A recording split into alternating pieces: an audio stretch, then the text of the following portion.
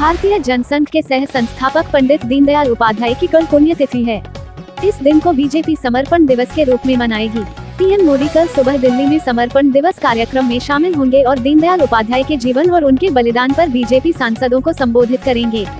केंद्रीय वित्त मंत्री निर्मला सीतारमण ने राज्यसभा में बताया कि एक उच्च स्तरीय समिति ने सभी निजी क्रिप्टो करेंसी पर भारत में प्रतिबंध लगाने का सुझाव दिया है। वित्त मंत्री ने बताया कि केंद्र सरकार क्रिप्टो करेंसी ट्रेडिंग को लेकर सख्त दिशा निर्देश जारी करने की योजना बना रही है।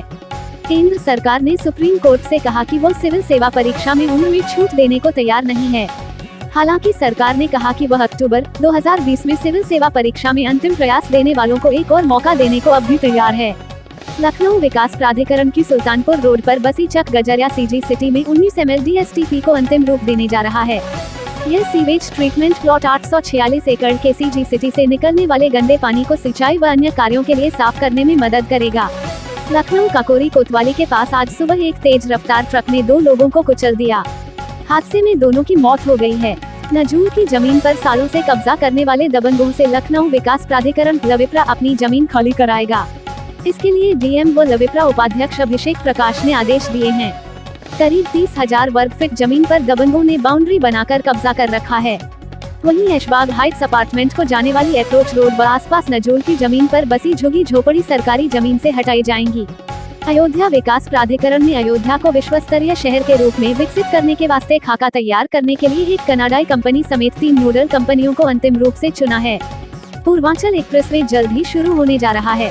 354 किलोमीटर लंबा पूर्वांचल एक्सप्रेसवे फिलहाल गाजीपुर से लखनऊ के बीच बन रहा है, लेकिन मुख्यमंत्री योगी आदित्यनाथ ने इसका विस्तार बलिया तक करने के निर्देश दिए हैं।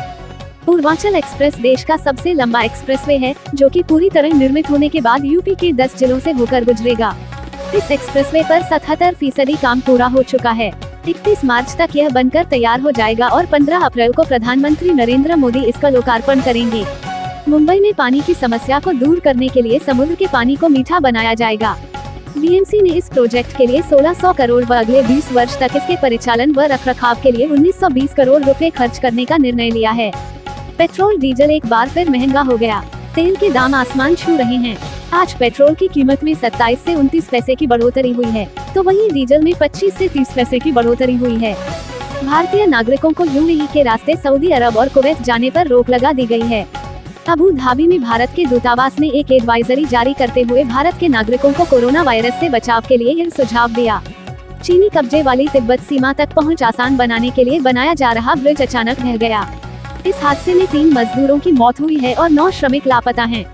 एलन मस्क की स्पेस कंपनी स्पेसएक्स के एक बेहद खास प्रोजेक्ट स्टारलिंक को भारतीय टेलीकॉम इंडस्ट्री में लाने की तैयारी की जा रही है और कहा जा रहा है कि इसके जरिए एलन मस्क अब भारतीय टेलीकॉम सेक्टर में एक नई क्रांति लाने वाले हैं। ईरान के खुफिया मामलों के मंत्री ने पश्चिमी देशों को चेताया कि अगर देश पर लागू किए गए कठोर अंतर्राष्ट्रीय प्रतिबंध जारी रहते हैं तो तेहरान अपनी परमाणु परियोजना पर आगे बढ़ा सकता है। ताज़ा समाचारों से जुड़े रहने के लिए YouTube चैनल को सब्सक्राइब करें।